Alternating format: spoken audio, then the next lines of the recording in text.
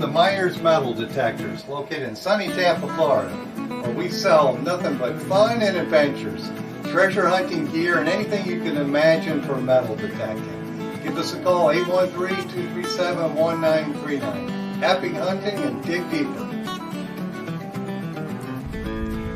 Live from sunny Florida, it's Treasure Talk. Welcome, friends. Welcome, everybody. Welcome, friends. We're getting ready to get started with an excellent show today, aren't we? Yeah. I think we are, yes. I think we're going to have a number of people that are going to be very pleased with tonight's show. Absolutely. Some real treasure salvagers here tonight. And I guess I better get started with the opener so that we can get rolling on here, because I know we've got 5,000 people plus on our Facebook group going to be exposed to the show tonight. And I know you've got thousands over there on YouTube too. So, yep. So we're all across the world, you know. Yes, we are. So let's get running with it. Of course, today's show is brought to you by your friends at Myers Metal Detectors, where we not only sell fun, but we sell adventure. And tonight's show is a real adventure, so I'm excited about that. But let me keep going. The views, thoughts, and opinions expressed by Treasure Talk guests and members belong solely to the guests and members and not necessarily to Phil Myers, Jocelyn Myers, Jeff Monin, or Myers Metal Detectors. And of course, the purpose of Treasure Talk is to promote the hobby of metal detecting and treasure hunting and to educate our members in a fun, informative manner. And we're going to do that tonight for sure. Oh, yes, definitely. For sure.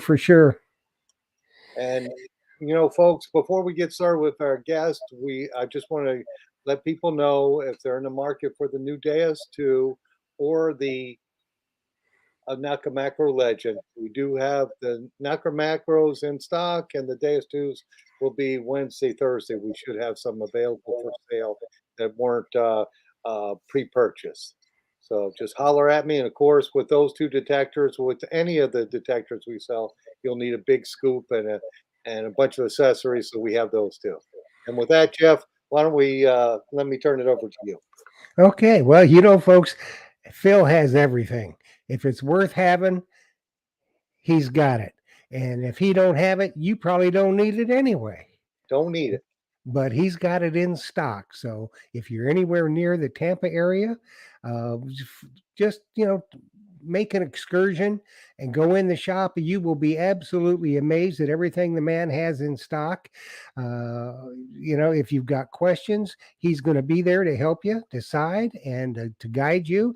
If you're not in an area where you can drive over to the shop, just call him, 813-237-1939. He will always answer your questions. He will guide you on the way to go. You know, we're getting a lot of people that are just getting into treasure hunting for the first time, and they have a lot of questions. And, you know, just because somebody likes this certain detector doesn't mean it's the right detector for you. It may not work with the type of hunting you're going to be doing. So always call the shop, 813-237-1939. Ask Phil the questions. He will guide you in the right direction, even if you don't end up buying it from him, which I think would be a mistake, but he's going to help you. Yes. So, we're going to help you for sure. And on the weekends, you got Big Poppy Joe Vizzi. It's in there with him. Oh yeah, he helps out. You got to watch him though. No, hey Poppy. Anyways, so we got a great show for you tonight. We've got two of the most knowledgeable guys that I've ever met in treasure hunting, treasure salvaging. One of them is near and dear to our heart, and one of them is kind of a new friend of ours. But the one that is near and dear to our heart, Captain Carl Fismer, all of you know him. Not a finer soul on the face of the earth. And his partner at Scuba Wize, which is really a top-notch outfit, and it's one I know y'all are anxious to hear about and learn more about, is Mark Littleton. So let's bring them on. Let's bring on Captain Fizz, and then we'll bring on Mark Littleton. How's that? So let's see if we can find the captain. There he is. Hello, Captain. There he is. Hey, Carl, how you doing? Pretty good. Phil, how about you? Oh, we're doing excellent. Are you in Sun City? Yes, actually. In fact, I just recently got here. I was over on the other coast having a meeting with John Matera, and we've got a project going, and it's coming along. But the hurdles always get bigger, and the glitches. So, but sometime I would say in this summer we'll be working. Yeah. Well, you've got a good partner we're fixing to bring on, Captain. You know this guy here? Hey, Carl. Ah!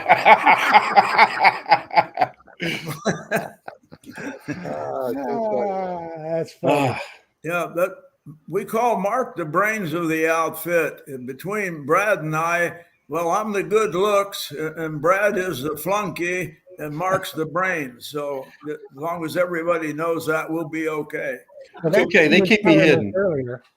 Oh, goodness. It sounds like the A-team there. Oh, goodness. So I guess we ought to just get started real quick. And first, we'll let Mark talk about Scuba Wize. How you started that, how you and Carl started, and you guys can both jump in and talk about it. But let's talk about Scuba Wize first. Good Okay. idea. All right. Well, Scuba Wize with me started about 7 years ago, and I was actually one of Carl's students in one of his treasure hunting classes down in Isle Morada. I kind of befriended Carl on that. I was emailing him back and forth, trying to find out when his next class was going to be. That was for almost 6 to 8 months, and finally put together a class. There was 4 of us in the class at the time, and it was great. I had a blast. Couldn't think of anything more I wanted to do. I got to see my first galleon at the time down Isle Morada, the El Infante. We dove the San Jose as a second dive, and I kind of learned about treasure hunting from Carl at that point in that class. And I talked to Carl after the class. I go, Carl, I think we can do with more with this. And this is where Scuba Wize was born, and I got involved. I did some marketing of it and things in that order, and our classes happened more often, and we had a lot more people from going to the classes.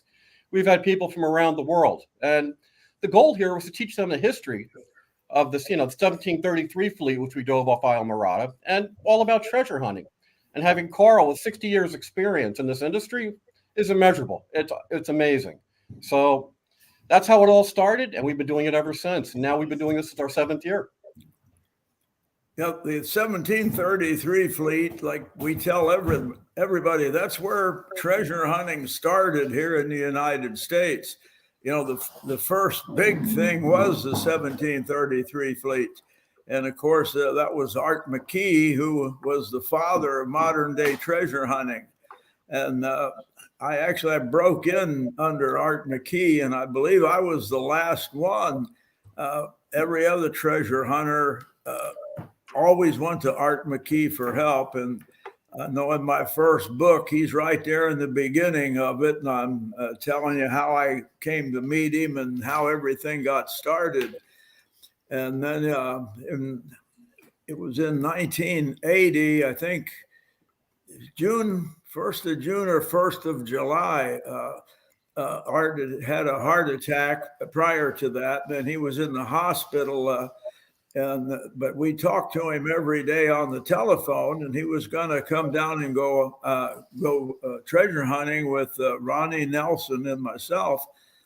And the day before he got out of the hospital, I was talking to him, and I said, Art, the Keys newspaper says that you're the father of modern day treasure hunting. And he said, well, I guess that's okay as long as they don't call me the grandfather. Then, of course, next day on his way home from the hospital, they stopped at a Denny's restaurant, and he had his last heart attack there. Never made it home, actually. But, he was a guy that he led the way in this business. Everybody followed Art McKee. In fact, when Mel Fisher came from California, one of the first things he did was he got a hold of Art McKee, and Art spent a lot of time with him up on the 1715 fleet.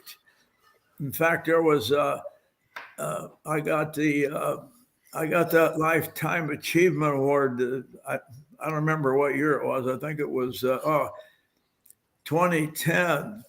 And before they'd hand you your certificate, you had to tell a Mel Fisher story that nobody had ever heard before. Fortunately, I had one from Art McKee, and it was Mel was running the boat and Art was in the water, the metal detecting. And he said, all of a sudden they blew into a big pile of silver coins. And, when the blower's running full blast in kind of shallow water, those coins are just going all over the place. And quite a sight to see. I've been lucky enough to see that.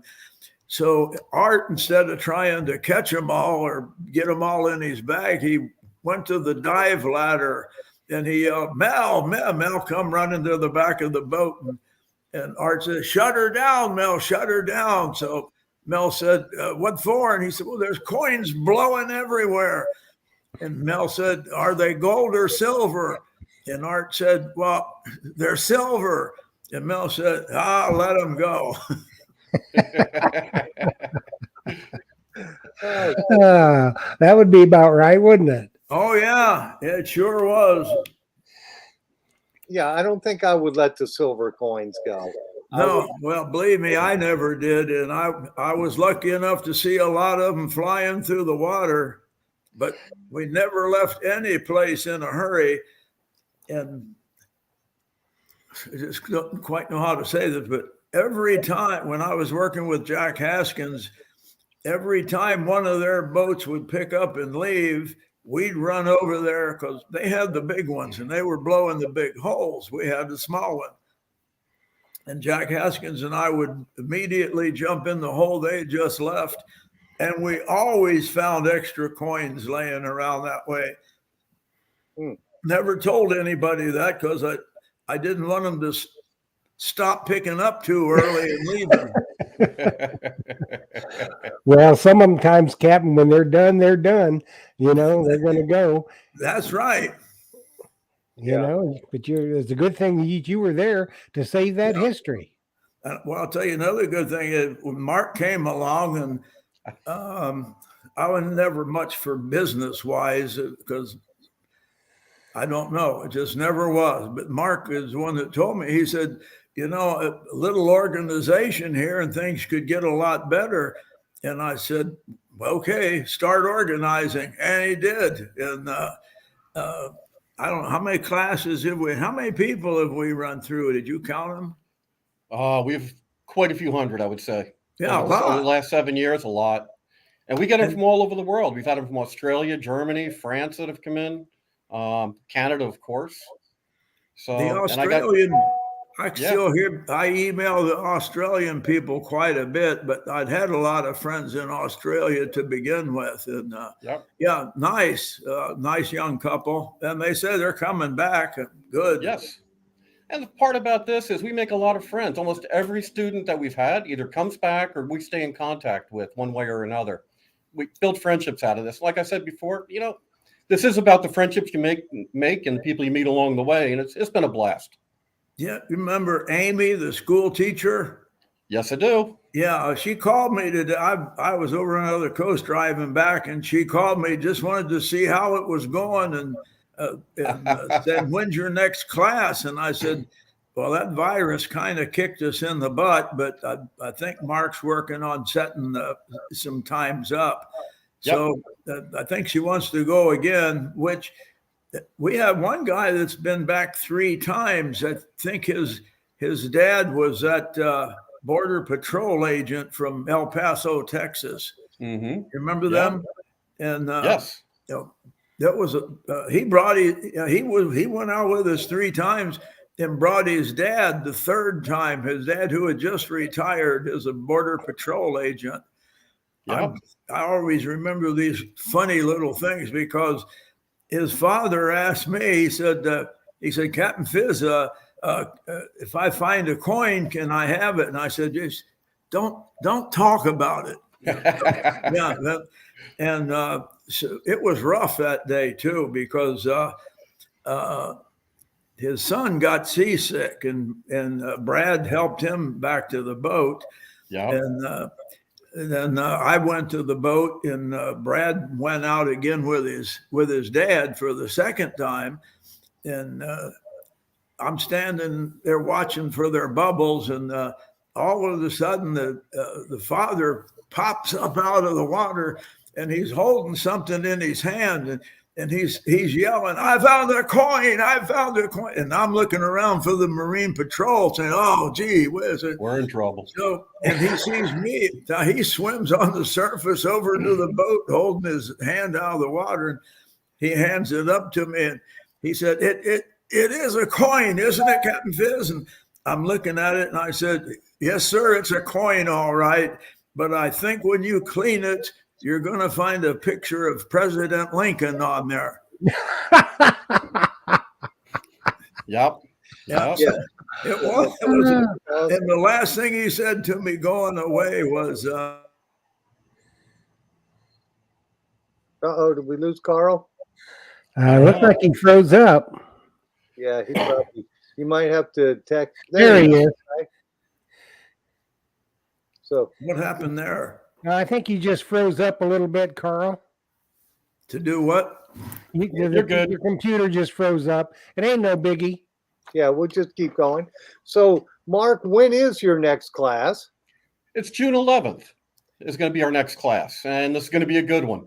Is it filled now, or do you have openings? I still have some open spots left. If people are interested, they can go to scubawize.com, Wise with a Z, and they can register there. And it's a one-day class, or It's a classroom session in the morning where we talk about the history of the Spanish galleons. We go into the different laws. We go into the Abandoned Shipwrecked Act. Then we talk about the different finds that Carl's made over the years and what Bradley Williamson has done, Captain Bradley Williamson's done, and we go from there. Then we break for lunch.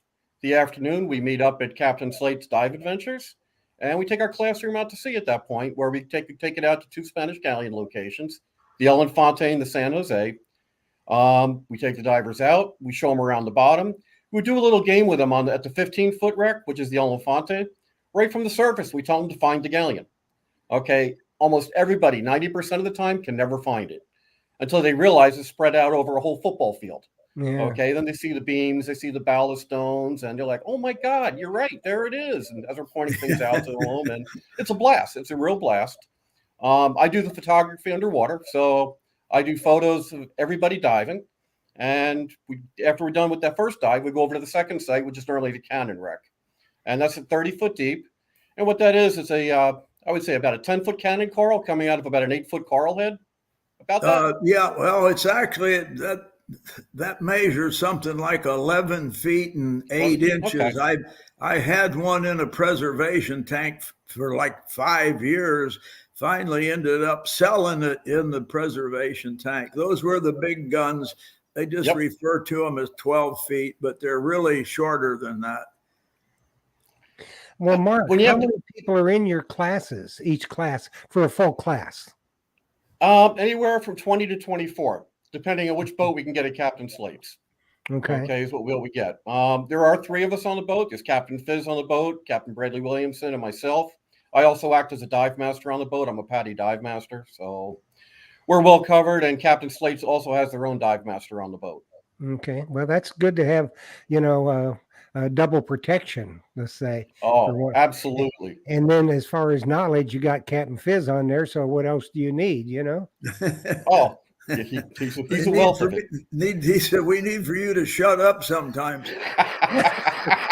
Well, that would be a mistake for anybody to ask you to shut up, Captain, because they're going to miss something, and it's going to be something good. That's true. Well, it's we haven't had one complaint. At least I never heard one. Nope.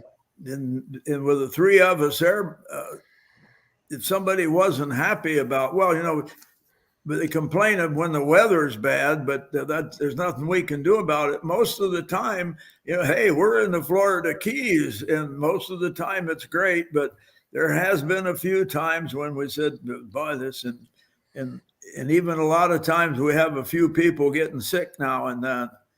But you're right, Carl. But the thing is, too, if we do have a bad weather day, we invite everybody back. We don't charge them any extra to go out, so they're always invited to go back on a nice day.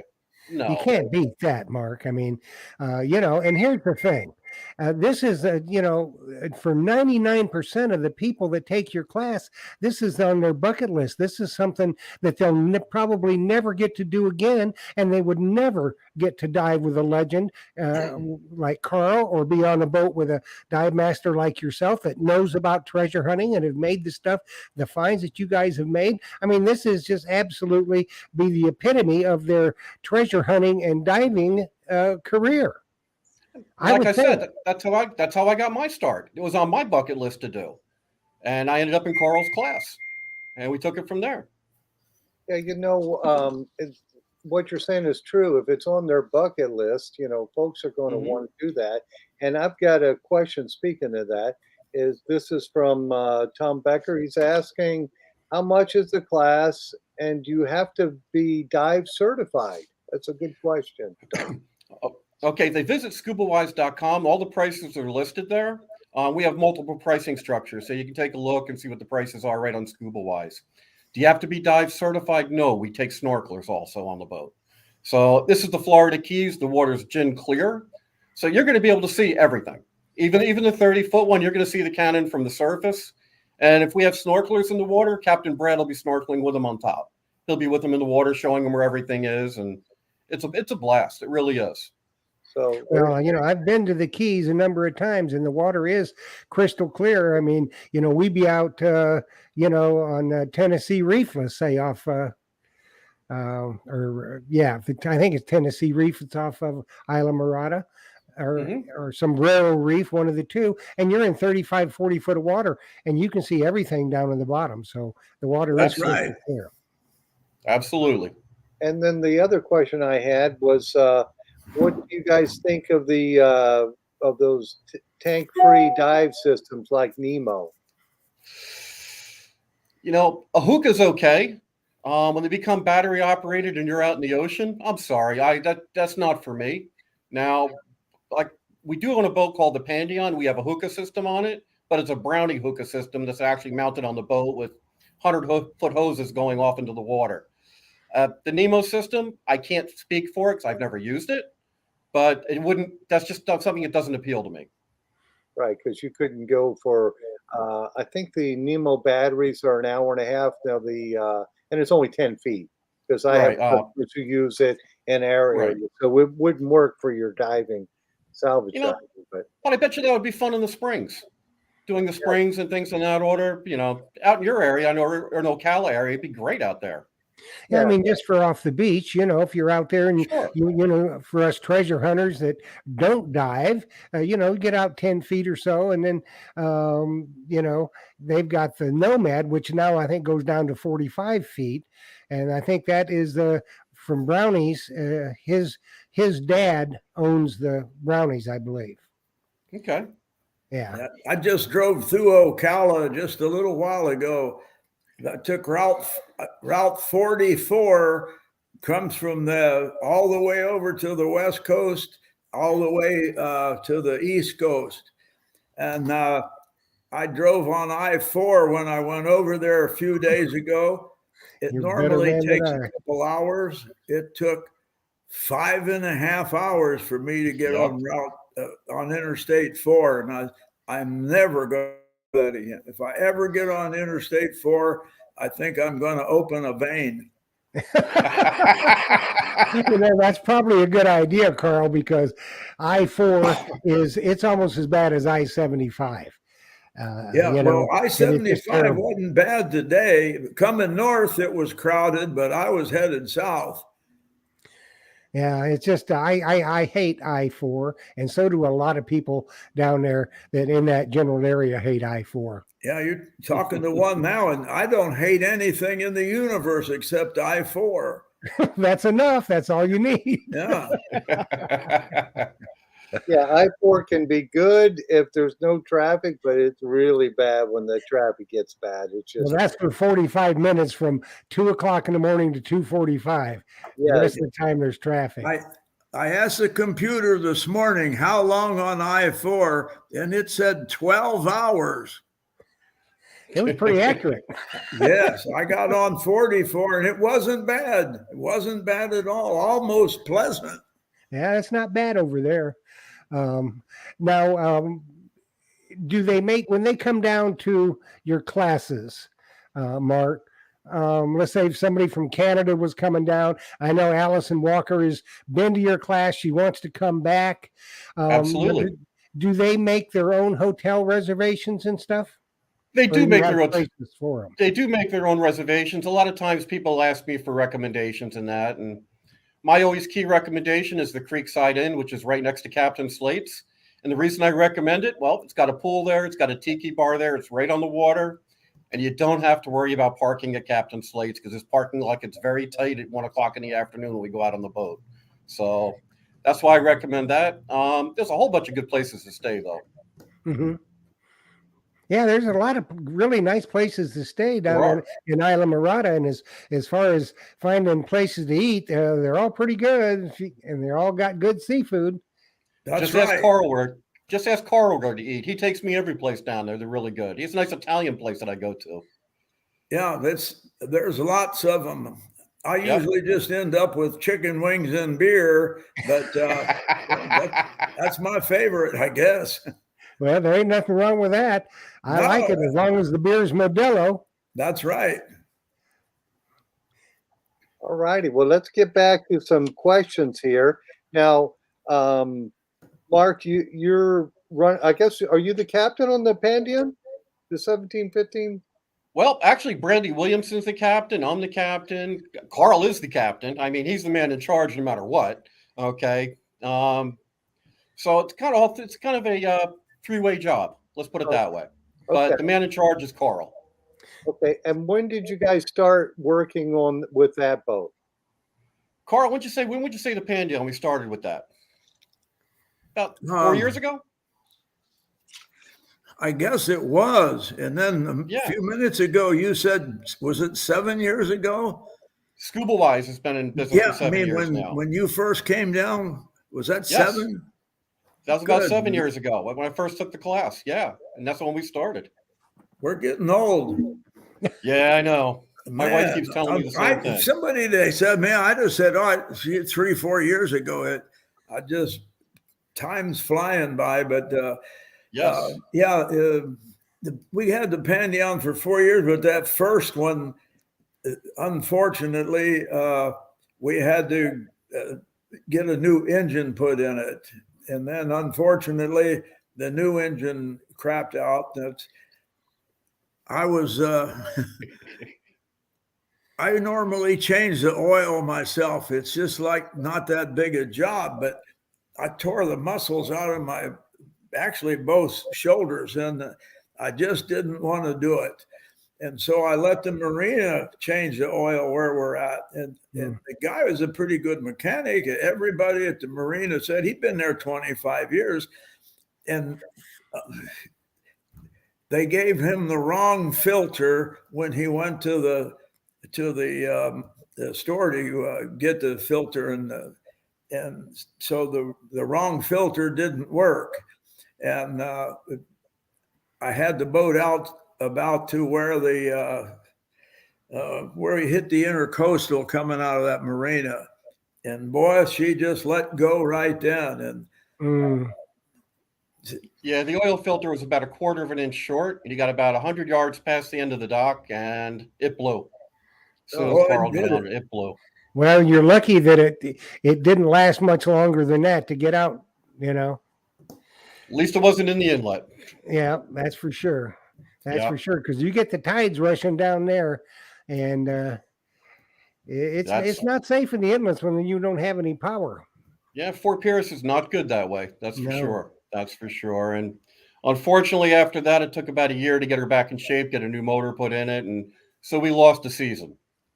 So how long is your season, Mark? Now this is for the 1715 fleet. With us, if you see surfers out there, we're not going to be out there. Okay, if it's rough, we're not out there. That's kind of my goal. The gauge here, and it normally runs from the end of May, beginning of June, up until late October, as long as the seas stay good. I mean, or early October, excuse me, as long as the seas are good. Last year was to about mid-September when the seas started turning on us. Okay, we got that question already. the question came up about the cost of the class, and they can go to the website scubawize.com and look at the different pricing there. Yeah, We did have another question. Now, this is an extremely important question from Deborah Johnson. She's asking, and I guess this is on your Scuba Wize, are you able to metal detect on the wreck? On the 1733 fleet, no, we're inside the marine sanctuary, so you cannot metal detect there. Okay. Okay, but you get to see what everything looks like. You get to see the equipment we use, but you cannot take it in the water. We would have the Marine Police all over us, like Carl just said before. Right. Yeah. So, it's good if you come to the class, bring as many questions as you can think of, because there's no way we can cover everything in one day. And that would have been a good thing, I guess. Of course, ahead of time, we tell you that the NOAA owns Monroe County all the way out to 300 feet. It's the biggest park in the world. And basically, you look at it like you can't do anything other, but still it's a lot of fun. And you do get to see what a Spanish galleon looks like today. Now you could go to other places, I guess, and dive on Spanish galleons, but you never get the visibility we have in the Keys or the education, because Art McKee was the first one to work those, and they plotted them, and built the very first sunken treasure museum in the United States in 1949 and 50. And Dr. Mendel Peterson, the curator of shipwrecks at the Smithsonian, in Art, they were good friends, and he actually helped with the construction and with the diving. Mendel Peterson has written some of the best books, if you need this for your treasure collection, it's called The Funnel of Gold by Mendel Peterson. He's passed away some years ago, but that book has more information in it than any of the other ones that I've read. And Mendel was a nice guy, and we were friends for years, and working for the Smithsonian, and he's friendly with us and he's helping us. Unlike today, when people who have the government jobs are not very cooperative. But anyway, it's best to come with a list of questions, and anywhere in class you want to raise your hand and pop it out there is a good thing to do. Well, like I said, Carl and Mark, this would be a trip of a lifetime for 99% of the people, because they've read about the treasure hunting. They read about Mel Fisher and the Atocha and the Santa Margarita. They've read and they've heard Carl on this show 2 or 3 times, and they've read about you and watched some of your exploits, and it's just something that an opportunity for them to do. You just wouldn't get any better than that. I just don't know how it could, to be on the boat with a legend like Carl and you and the other guys out there that know what's going on, to tell them the truth of the matter. It just wouldn't get any better than that. So whatever it would cost them, to spend a day with you guys, I mean, come on. I've had people say that's a pretty good bargain price. Mark's the one that figures out, we don't gouge people, and everybody has a good time. And then mostly after we're done, we get in, we're finished. Then I usually go with the biggest crowd to the biggest place for the beer and chicken wings. So who's ever going to buy his rum? You leave that up to him, don't you, Mark? Where to go for beer and chicken wings? It's rum and chicken wings. Don't let them lie to you.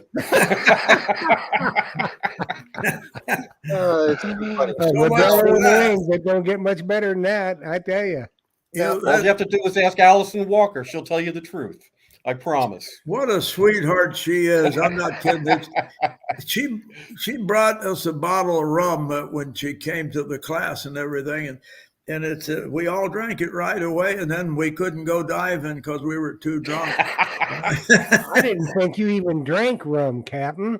Yeah, well, I drink a lot of it, but anyway, it's like a good time, and people don't want to leave when we get back and off the boat. We use Captain Spencer Slate's dive shop, and they got a little kind of tiki thing outside, and we sit out there after the dive and have our first beer, and then we decide where to go. Also, another small problem when you say Scuba Wize, that Wise has a Z in it and not an S. And some people I've had them call me up and say, I can't get through. I said, well, how do you spell Scuba Wize? And just thought I'd better throw that up. It might help somebody. Absolutely.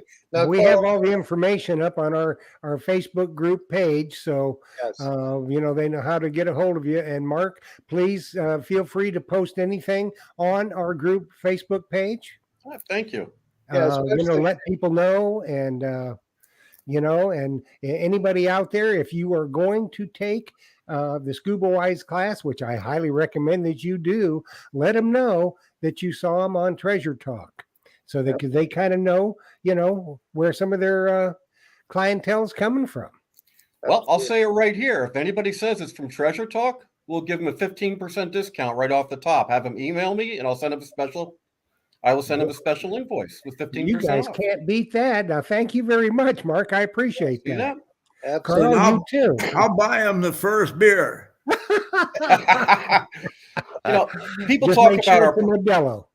people talk about our prices. Our prices are cheaper than most of the hotel rooms down there for a night. So Yeah. we're very reasonable. This is more about sharing history with everybody, is what it's about. And this is why I do it. And it's like I said, Mark, it would be the vacation trip of a lifetime for these people. So, Yes. if they say, oh, well, I'll go to Walt Disney World. Well, you're going to spend 5 times more at Walt Disney World for one day than you would to have an outing like this. Easily. Now, I've listened to Carl speak many times because he's come to our metal detecting club that meets here in Tampa, the West State Archaeological Society. And he's also spoke over at the Suncoast Research and Recovery Club. And I know, Carl, you've written a few books. How many books have you written? Well, 3 right now, and but I've been in touch with Sam Milner. Sam's really, here again, he's the genius, if there is genius behind those books. It's just like Mark's the brains in the Scuba Wize thing. And we're talking about the 3rd book, and he's going through all of Jack Haskins' records and things. We're finding Jack's been gone like 12 years now, and he left behind 42, those boxes that computer paper comes in, they're like, wow. Yeah. And he left 42 of those with research from the Archive of the Indies in Seville, Spain. And John Matera and some of his friends are right now going through them and finding out a lot more information. So Sam and I will probably start on book number 4. I'm going to guess in the next couple of months. But I got to work with some of the New York Times best-selling authors, Robert Kurson, Shadow Divers and the Pirate Hunters, and he's written many other books. And Shadow Divers was bought for a movie, and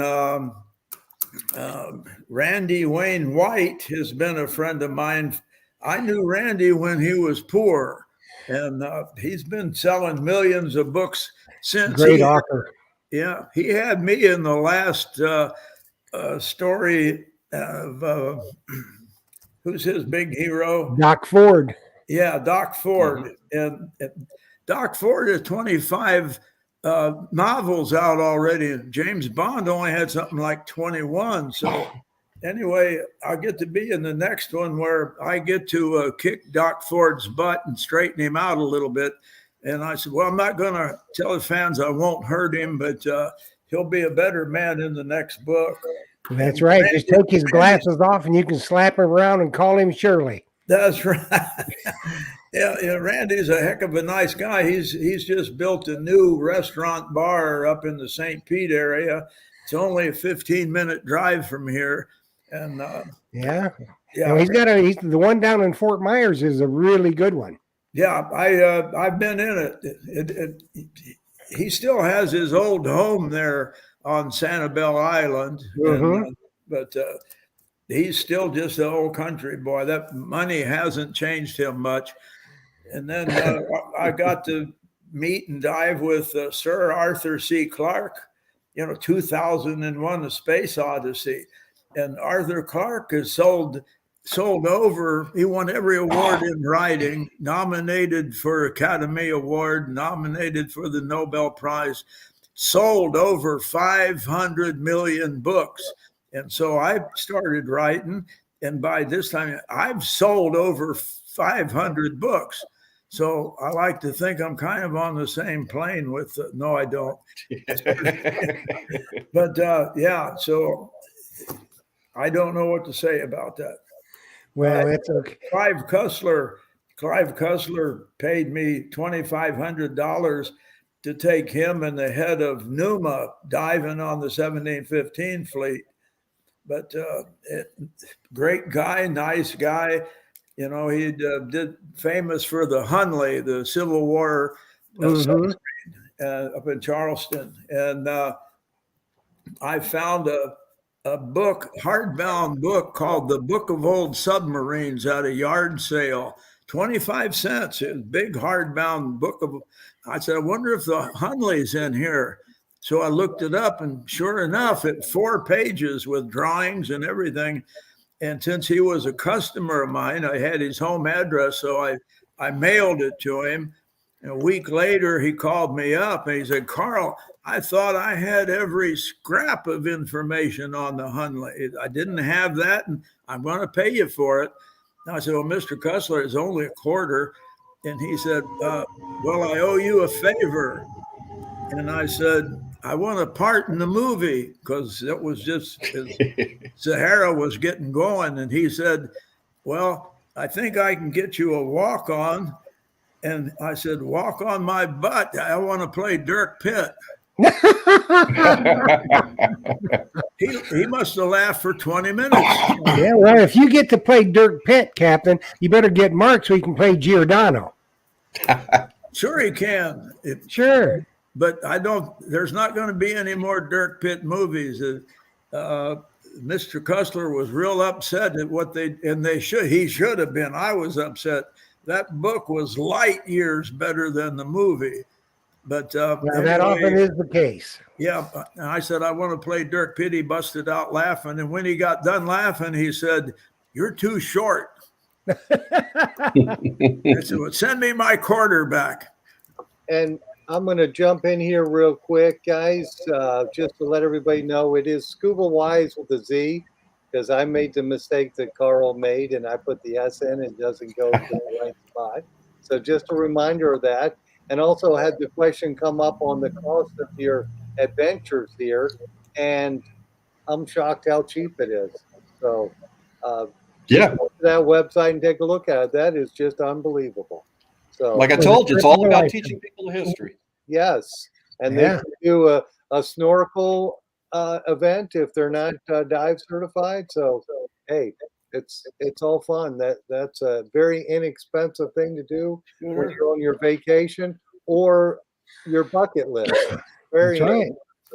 So even if you don't snorkel, even if you don't snorkel, we'll take people out to bubble watch. They can see it from the surface, from the boat. Yeah. We put a tagline off the back of the boat. They can just go swimming if they want for the day. We've had people do that and bring people out. So it's all about having fun and all about learning. At the end of our class, every time we have a class, right at the end, everybody gets presented with a certificate of completion that they're now treasure divers. So it's really cool. It's signed by Captain Carl Fismer. Can't beat that. No. He's the man that signed many a check. Yes, he has. Not all of them his, but he signed them. Yeah, Mark made me learn to write for that. He said these people expect that. That's okay. So I went Well, back to school. actually, what you should have done, Carl, just put an X down there because it's like an old pirate. They'd been happy with that. Thanks for the tip. Absolutely. And I see Jeff has got the banner going, so that means we're doing something, aren't we? Yes, we are. Our I very, guess. very good friend, Captain Carl Fismer, has kindly, when I contacted him about this, I said, do you want to do a book giveaway? He says, no, I want to do 3. I said, okay, that'll work for me. So what we're giving away tonight are 3 signed copies of Uncharted Waters. You've got the copy there with you, don't you, Phil? I have Man Overboard. I did get Okay. Uncharted Waters, but I can't find my copy of it. It might be at my shop. But Okay. I Well, love we're that giving Carl away. signs them for you. Yeah, we're giving away 3. That's the black And- one here. Yes. And that's one Carl's holding up. Absolutely fantastic book. He will autograph it to you, the winner. So what we had to do was you had to enter on Treasure Talk Facebook group I or painted Treasure it. Talk YouTube. And he went with Mark and I, the And retired then Border Patrol agent. I He drew it sent me a all, painting. drew all the names, and come up with the winners. So what you have to do, once I call your name, I'm going to call 3 names. You'll have 3 minutes to text or Facebook Messenger to either Phil or myself at the numbers going across the bottom of the screen. Don't start texting if your name's not called. That's not how it works.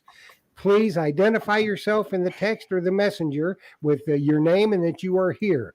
Then what you must do, and this is the only way you're going to get your book, you got to email treasuretalkshow@gmail.com. It's right there in the bottom of the screen. That's our email. You email your name, address, and phone number. So I will forward that to Carl. He will autograph personally to you on a copy of Uncharted Waters and get it in the mail to you. So it doesn't get any better than that, let me tell you. So get ready because we're going to have 3 minutes after I call the names. And I'm going to call 3 names, so everybody get ready. Okay, to dive and detect, you are a winner. Kimberly Kramer, you are a winner. And Diggin' Canuck, you are a winner. You have 3 minutes to text Phil or myself with your name, and then you are here. Awesome. You know, I was talking about that retired Border Patrol agent. 2 months after he dove with us, he sent me this in the mail.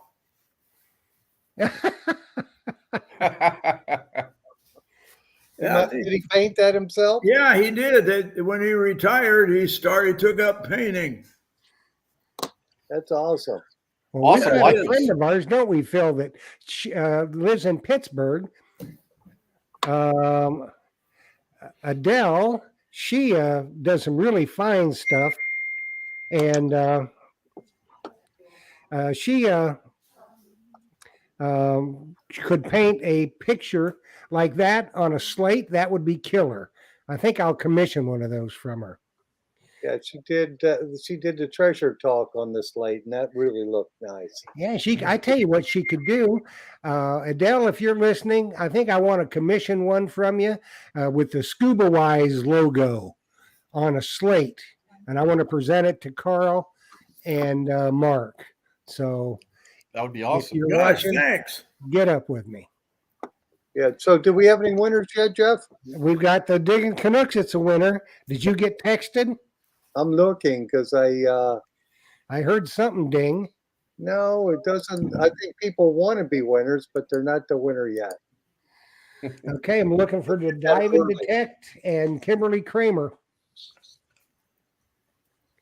All righty. Well, let me keep going on the questions here before the winner texts us. Let me see here. Okay, on the Pandium, what has been your favorite find, Mark? To date, I would probably say our last day out last season, we found looks like a couple clumps of cannonballs. We won't know until the spring when John Brandon gets back to us after the reverse electrolysis. But there's been finds over the years, many finds. That boat has discovered a lot over the years. Okay, and how about you, Carl? What's your favorite?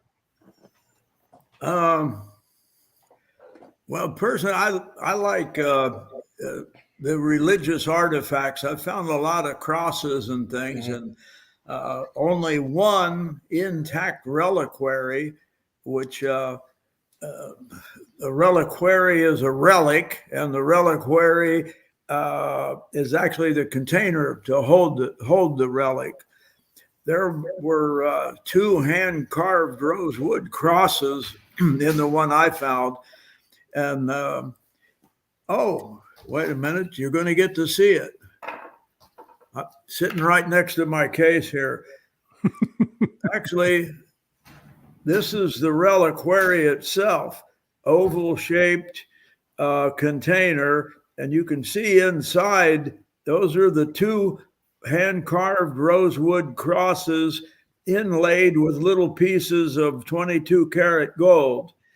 And if you look close at where the crosses are crossing, you'll see, especially that bottom one, you see two slivers of wood inlaid in that wood. Mm-hmm. Can you see that, Mark? Yep, I sure can. Yeah. Yeah, I see it. Okay, those little slivers of wood are from the cross of a saint or a martyr 2,000 years ago. Here's some of the beads. I keep forgetting you have to move the other way.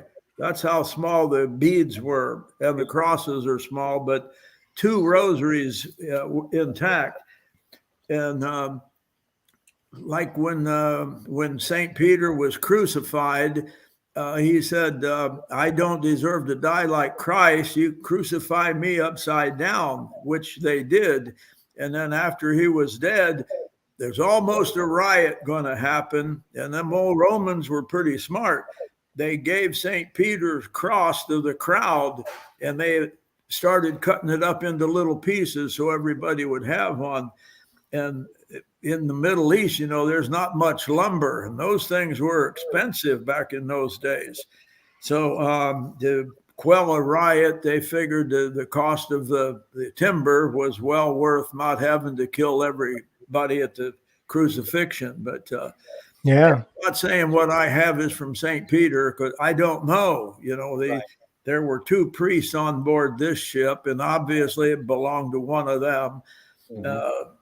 I suppose if Jack Haskins were still with us, he might be able to track it down. But anyway, that's about the nicest artifact I think I've had. It's one I like best anyway. Well, Well, that's very, very cool. So the first two weren't tuned in. So Rick Tumbleson, Maria Reese, if you are watching, text or messenger, you are a winner. awesome. Yeah. Okay. So I've got a question here. Jocelyn just handed me from Jerry Purdy, and he's saying, Captain Carl, what treasure ships lie in the Gulf of Mexico? I can name you some of them. I'm not going to, but I'll tell you this. That was the one thing Jack Haskins was adamant about. And there was no better treasure hunter person in the whole world than Jack Haskins. And he told me many times, everybody thinks about from Cuba to Spain, all the way up the Atlantic coast. But he has on record, there's over 100 Spanish galleons lost in the Gulf of Mexico. Now, if you look at any chart, you'll see that Florida has the biggest coastline from Mexico all the way to Cuba, and with the Panhandle, and then the peninsula, and most of those 100 are probably close to Florida. And the good news is the Gulf of Mexico is not terribly deep in most of it. And my advice to all young people that would like to treasure hunt with little interference, you're always going to get interference. And I'll try not to hammer on that too much, but and several times people tell me, shut up. But anyway, I'd say if you're just going to start, the Gulf of Mexico is a good place to look. And if you find something, tell me right away. All right. Yeah, I always have people ask me that. Is the only shipwrecks on the East Coast? And I said, well, those are the ones I know of, but I figured there'd be some in the Gulf Coast too. Hey, Who's that pirate, Phil? That's they have down in Tampa. well, he might not be a real person. That's Jose Gasparilla. Gasparilla. Oh, Gasparillo or Gaspar or whatever it was. Gaspar, yeah. Gaspar. That's him, the same guy. I don't know. There were pirates. One of the big periods of pirates was the early 1800s. And supposedly he lived down in Boca Grande Pass. And there's a 106-acre island where his men lived. It's called Carapelu, right inside the harbor. Mm-hmm. And there was a businessman from Sarasota owned that island. His name was Dick Stinnett. And I went to his office one day and I asked him, I said, I'd like to go treasure hunting on your island. And I just wanted to ask permission. And he said, well, a lot of people have. And I said, yeah, I suspect that. And he said, but you're the first one to ask. So I'm going to give you a letter saying it's all right. In fact, he said, I might even want to go with you. And I said, sure. And he said, we could fly my airplane over it and around it. And I said, yeah, let's do that. It's got to be a good friend with Dick Stinnett. And we found utensils there, including one of the big 3-legged pots that used to, hang over the fire or could sit on the hearth. And lots of metal detector hits, but also lots of metal detector hits from people. See, a lot of people were having picnics out there, but at least they were nice enough to bury their trash. And I dug up 50, 60 years of picnic trash and 3 or 4 nice old artifacts, but never found any coins. But I did find the little gauge railroad tracks where he used to careen his boat. So that's the story. I never saw him in person or found bones, but that little railroad track is still there. In fact, if you go there today, it's on the northwest end of the island, and you really got to look. I hadn't been for a metal detector, I wouldn't have found it. But that's the history of Carapelu, Jose Gaspar or Gasparilla. Yeah. And I used to drive one of the floats for their parade back in the 70s. Yeah. Was this before you started drinking rum or after? No, but if you drive one of them floats, you better be drinking before you get on that damn thing. I knocked down road signs. I did, but the sheriff was on there with me. I'm knocking down street signs. And he said, oh, don't worry about it. Maybe I shouldn't have said that. We have all of our winners, so all you winners out there, make sure you send the email with your name, address, and your phone number, and I'll get those to Carl, and he will autograph personally to you a copy of Uncharted Waters and get it in the mail to you. So congratulations. Absolutely. That's cool. And I was going to tell you, Jeff, that Rick had texted me, but I guess he texted you too. So he covered his bases. Got it.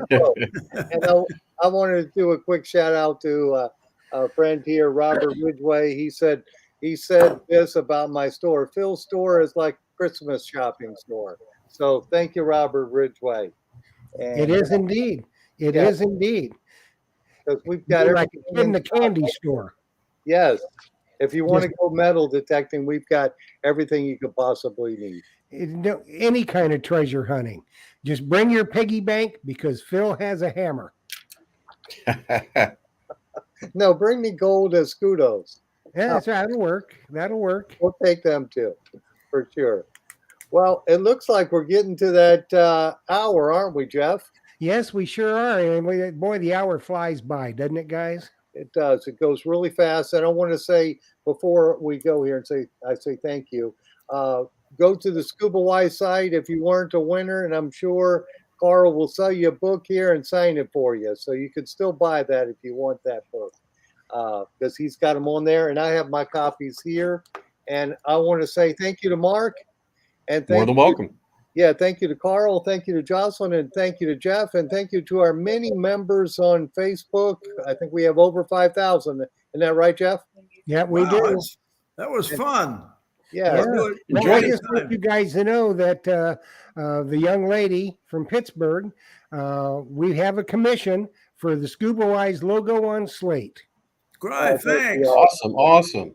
I Yeah, don't know we how get soon that. it will be, but it will be.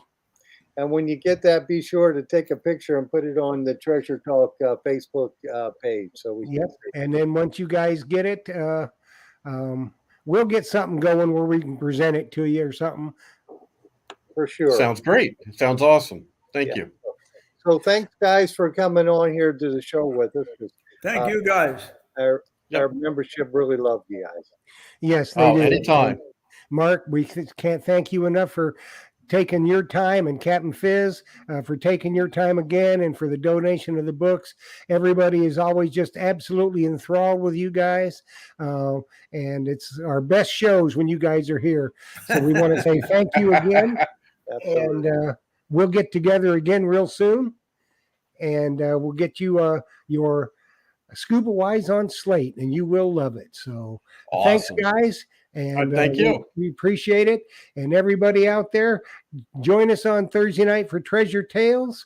We got another really good show. Then we've got Jamie Herzog from Metal Sharks, and Mike and Emma, the Diggin' Duo, a father-daughter,